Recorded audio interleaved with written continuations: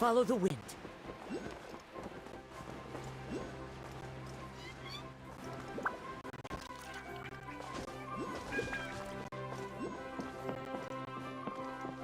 Time to go.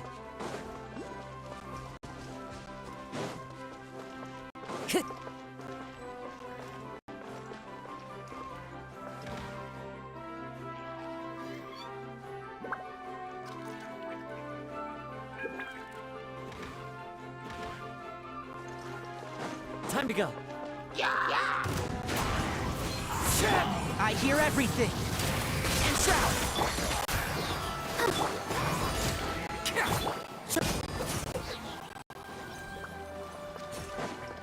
Wind strike. Let's nip that in the bud.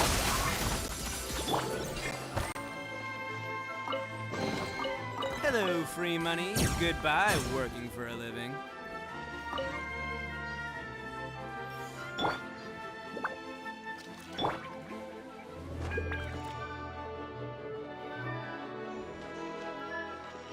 Feels like they really didn't want to give that to us.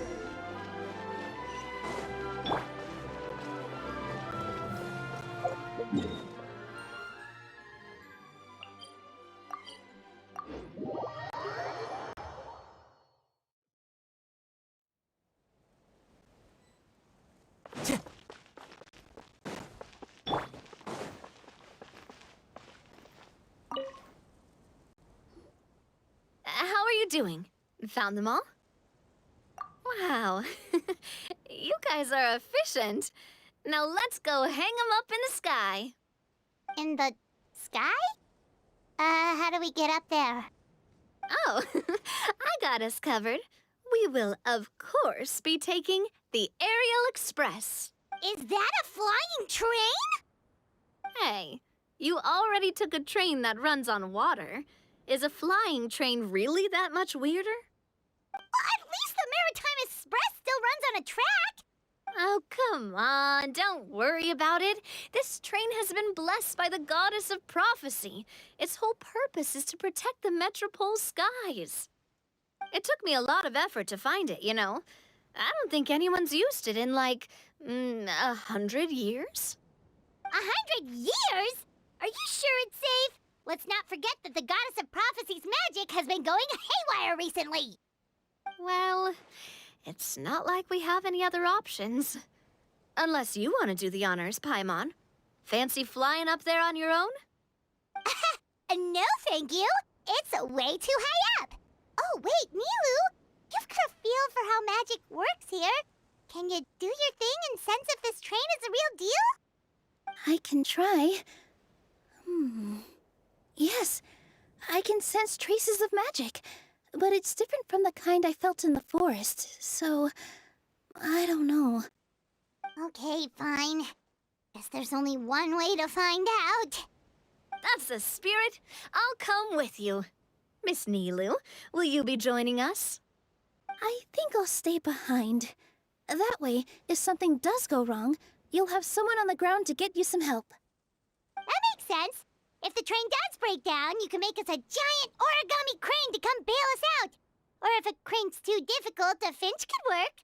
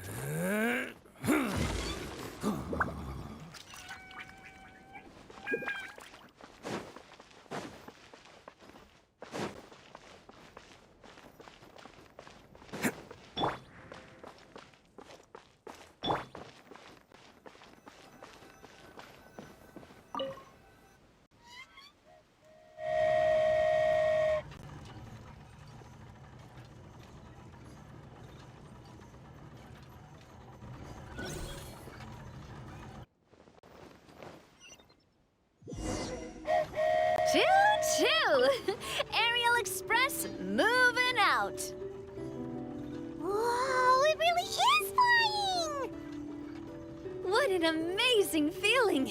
I've never been on a flying train before. Neither have we!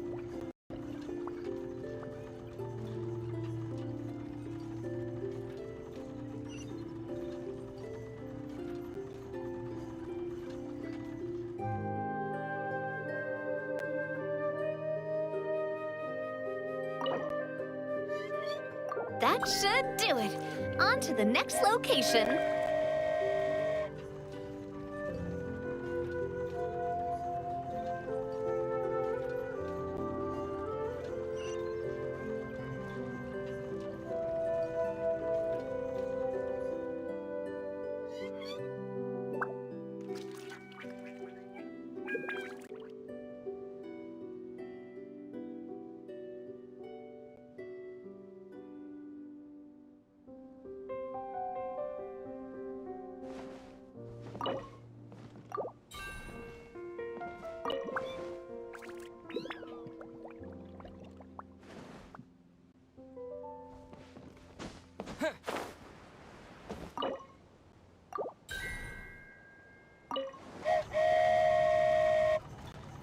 We are so high up.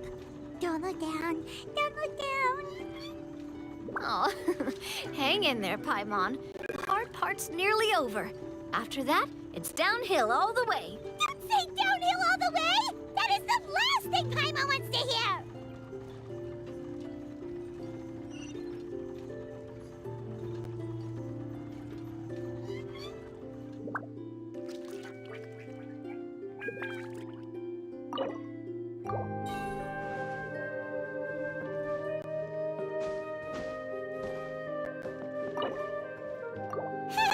We're finally done. Okay, let's get back down while this train is still working.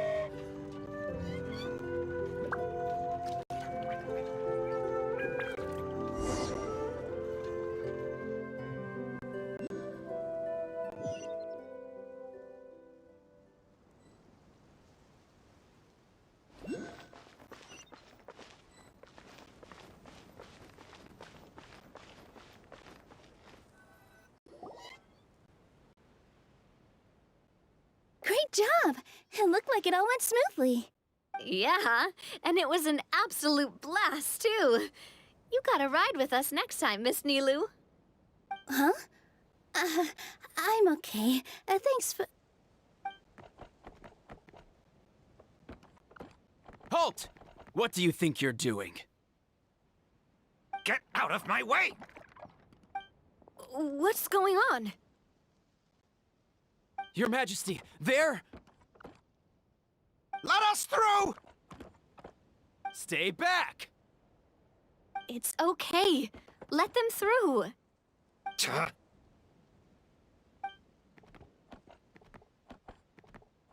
Your Majesty, could we please ask you not to turn the gear that connects up to the sky?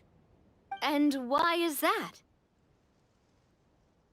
As you have seen, the goddess's gift is very important to us. It keeps us from harm and protects our very lives.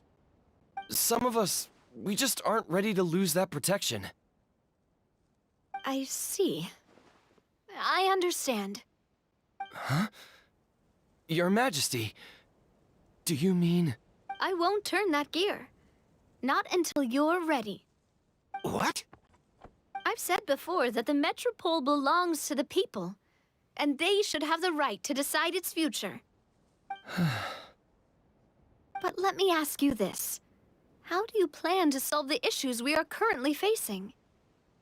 Well, we'll start by rescuing the people that have gotten stuck.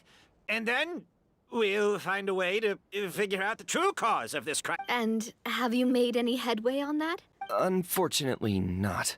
Hey, you little... I'm sorry, my friend, but it's the truth. You have friends and family that have been affected, don't you? That have gotten stuck? Duh.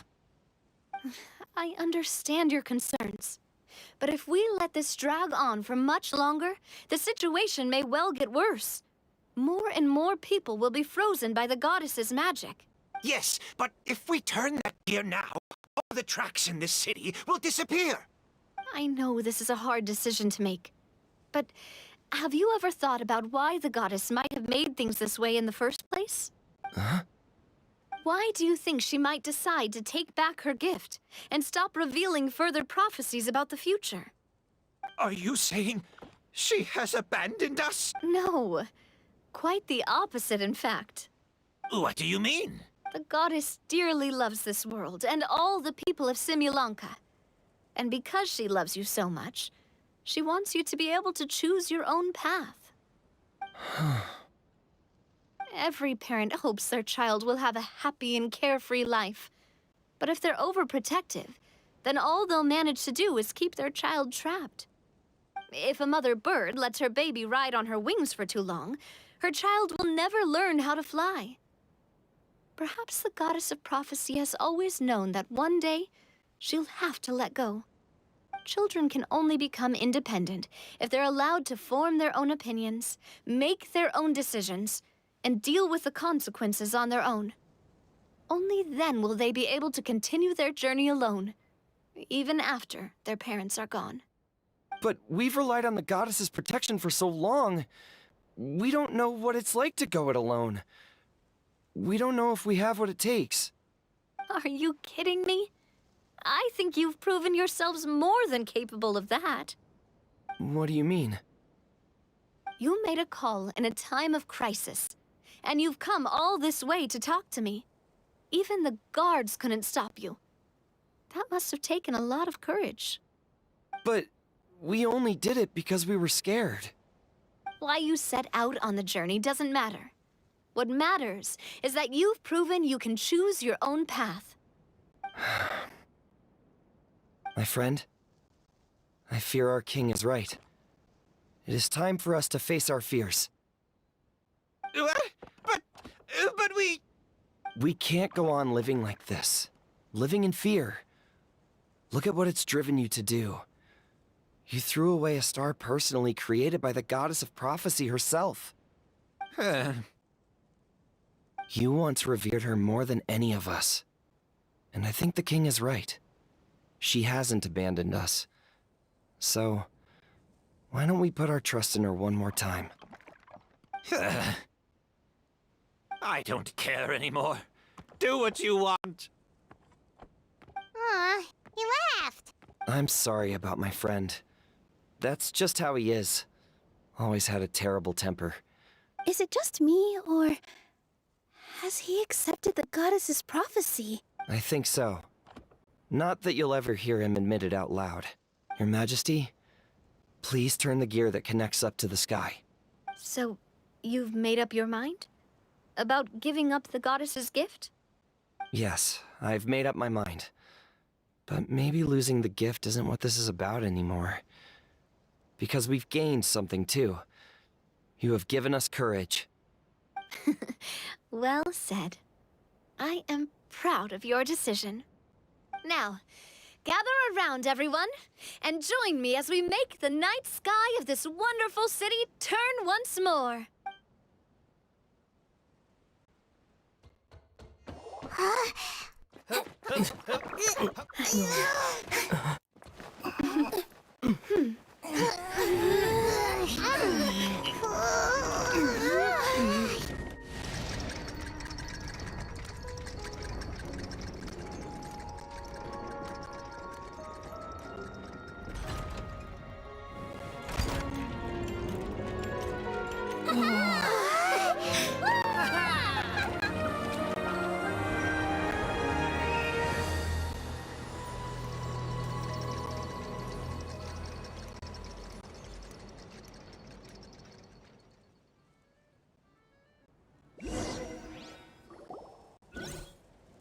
So the stars hanging in the sky, they're music notes.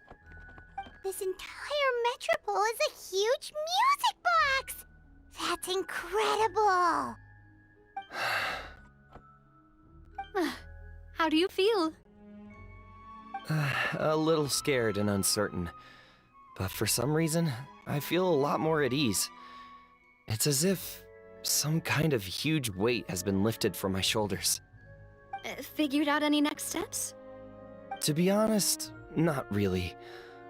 But maybe I can start by having a heart-to-heart with that stubborn friend of mine. I have an idea. If you don't know what to do, why don't you start by helping the people around you? You mean the people who got stuck because of the goddess's magic? I mean anyone and everyone who needs your help. By helping others, you'll eventually find your own path. Trust me, I have experience in this. What kind of experience, Your Majesty? Yes. We'll need a formal organization with a catchy name before we go out and start helping people. Why don't we call it the Spina di Rosula? Spina di Rosula? Ooh, or even the Spina di Rosula di Simulanka. Yeah, that's catchy. Wow, big expansion for the Spina. Moving into other worlds now. Spina di Rosula. I like it. It's a great name. Let's do as Your Majesty suggests. Well then, how about I appoint you as the head of the Spina in Simulanka? While I'm off fighting the dragon with the other heroes, it'll be your responsibility to work with the guards and take good care of the people in the metropole. What? You're planning on fighting the dragon? But no, Your Majesty, you must reconsider! He's right. Your Majesty, you can't. How are you two on the same side all of a sudden? Perhaps Your Majesty is unaware of this. The great dragon suddenly broke out from the Titanium mines one day and tore the end of the world to pieces. After that, it spat out a strange fog that surrounded a whole island. No one knows what lies beyond the fog, and no one knows what has become of that poor island. Before Your Majesty arrived, we dispatched many soldiers to fight the dragon, but none came back alive. Yikes. Sounds worse than we thought. Isn't that all the more reason for us to go? There could still be guards trapped there, waiting for someone to rescue them. King Navia is right. We cannot simply stand by and watch as the people of this world suffer. Very well. Though I have not served by your side for very long, Your Majesty, 2 days is enough for me to have learned that once your mind is set, any attempts to change it are futile. You're a pretty good judge of character. He probably didn't mean that as a compliment. Since you're serious about this, I won't try and stop you. There's only one way to reach the end of the world, and that's by taking the Maritime Express. Oh, right. So there's a line going there too? Yes, it was originally built to serve the workers commuting to the Titanium mines, but it has been abandoned since the dragon attack. I'll tell the conductor to wait for you at the platform by the side gate to the Metropole first thing tomorrow morning. You're embarking on an extremely dangerous adventure. Please be careful, Your Majesty and friends. Oh, thank you for your concern. While I'm gone, I leave the Metropole in your capable hands. Yes, Your Majesty. Just call me boss from now on. That's what everyone in the Spina calls me, and it's what I'm used to.